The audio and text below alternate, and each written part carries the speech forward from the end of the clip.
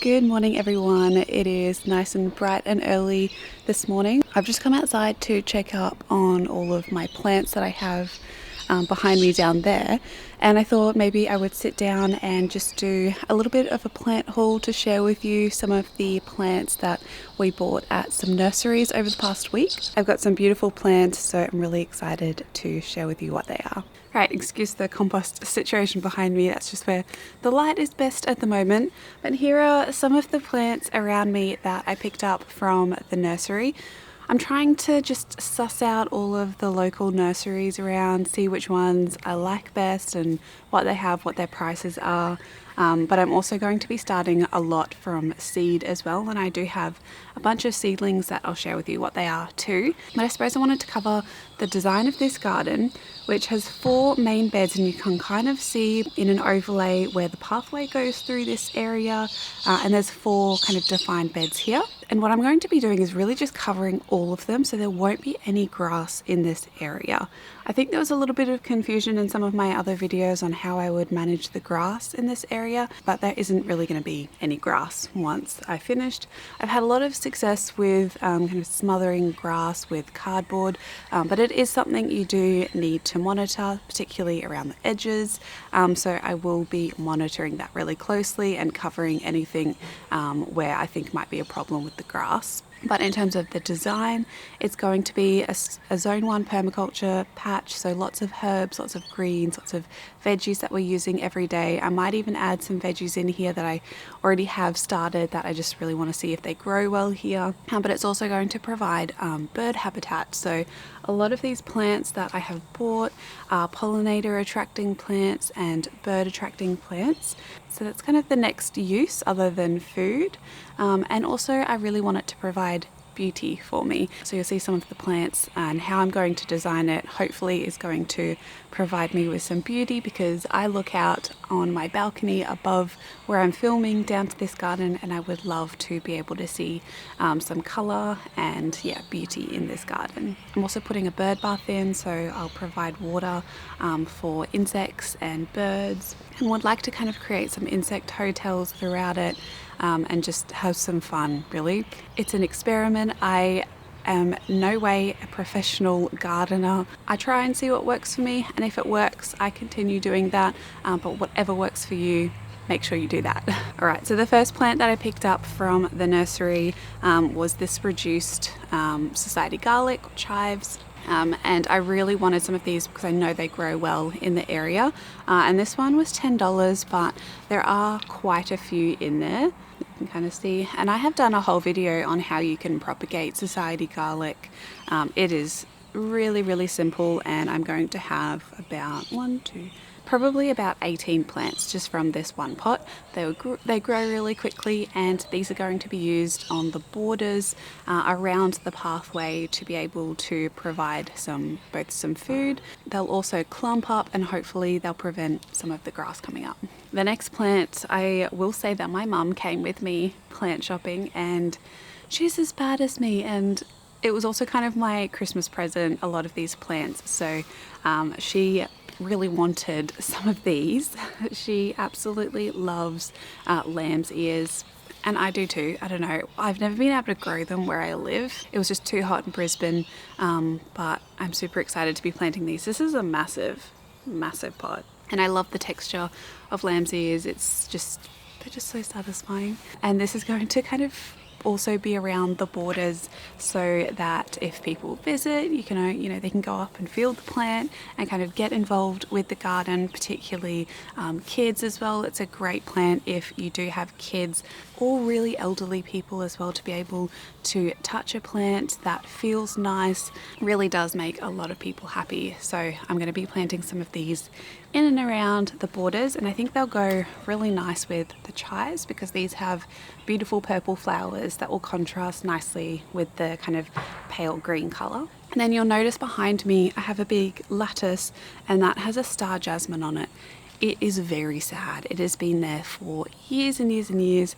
It's very overgrown, and it's just not happy. I think it was also planted in a pot, and the pot is just way too root bound for me to even think about. So we picked up another one, and yeah, I'm going to plant this in. This is what my parents wanted in this space, and I know my Alma really likes star jasmine, so I'm just going to replace it with this. I know it grows well, and it'll provide some nice privacy behind me. Alright, the next one I picked up is a true blue buddleia. Just look at the gorgeous flowers on this already. That is blooming. And this is just in a little pot here, but I have already seen the bees going crazy for this flower. And there is another little one coming out as well, and I really need to get this planted because it just keeps on going out. A bit too dry in this pot, and this is going to be planted probably near the bird bath, I think.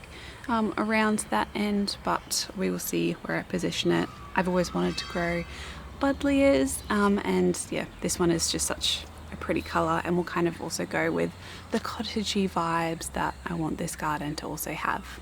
Next, I picked up some Adananthus. I think that's how you pronounce it. This one here is a silver silk, and again, it has a really nice feel to it, and this is going to go really nicely next to the bottle brush that is already in this garden. I think I will position the bird bath around that area too, and these grow, let's see, they grow to about 1.2 meters high by 1 meter. And you can kind of prune them to be a little bit more of a hedge. So I think that's what I'm going to do in the corners of that garden, is position these there to provide a little bit of shelter for the bird bath that I put in, just so the birds can come into this plant if they need a little bit of protection. I think this also has little flowers. It says you may notice small red flowers during spring, and prefers a sunny or part shaded position. So I think they're going to do really well there. These looked really healthy at the nursery. And when you're picking plants, that's another thing to look at. Whatever looks the best in the nursery a lot of the time consistently is probably going to do well in your garden, because it just prefers that climate. And I think this will do really nicely. So I got 2 of those. Right, and then the first tree that I picked up was a bay tree. I just feel like a bay tree fits really well with Zone 1 permaculture patch, where you have your herbs, because I do use a lot of bay leaves in my cooking, and I think it's also just going to look really pretty in this area and provide a little bit more height and protection, shade. So this bay tree says that it gets to about 15 meters high, which I'm not planning on letting this one get that high. I'm debating whether I want to be planting this. I will probably decide today, after some chatting with Scott and my parents, whether I want to plant this in the ground or whether I just want to save it for a pot to plant in this area. We'll see where I position it, but nonetheless, I just really love the colour of these leaves, and their stems as well are really kind of nice deep red maroon colour. So yeah, I'm really excited to plant this tree in the garden, and I'll probably prune it to have just a single stem going up and then kind of a rounded canopy, rather than letting it get too big, because it's so close to the house, and I don't need a massive tree next to the house. And then my last purchase, which is probably my favourite, which is one of these darker Crepe Myrtles, and this one is in the shell pink colour. And this is the colour of the blooms, and this foliage is just stunning. I have fallen in love with darker leafed foliage, probably thanks to Laura from Garden Answer. I got a lot of inspiration from her for these plants in this garden. So this is Diamonds in the Dark Shell Pink Crepe Myrtle, and it grows to 3 meters high and 2.5 meters wide.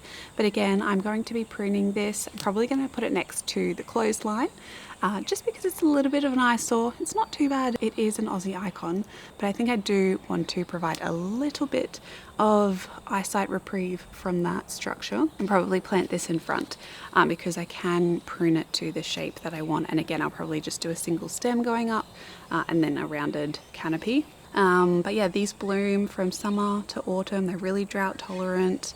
I think you can also take cuttings of them. And yeah, did I mention that I just really love it? Very happy with my purchases. And then I'll put a little bit of an overlay of all of the seedling starts that I have. I'm just experimenting and trying to see if I can grow a little bit of corn with the summer that we have left. I could be totally wrong for doing that in this climate, but I'm going to see how it goes. And if it doesn't work, it doesn't matter. It just doesn't matter. I will use it as mulch, all of the corn, or use the stalks to build something. I don't know, but if I don't get the corn, it's completely fine. Same with zucchinis. I have 2 zucchinis that I have planted and they are growing. Also some calendula, some zinnias, and some Swan River daisy that have all popped up. So I'm excited for that, and I am going to be doing a massive seed starting session hopefully next weekend, which I'll share with you just everything else that I'm going to be planting, because I really need to get some greens started, other things like beetroot, all of those beautiful veggies that I had in my last garden. I need to start building them up for this garden, and also start the market style veggie garden. There's a lot to do in the garden space. But I'll leave this video here. So thank you so much for watching this video, and until my next one, happy gardening everyone. Bye.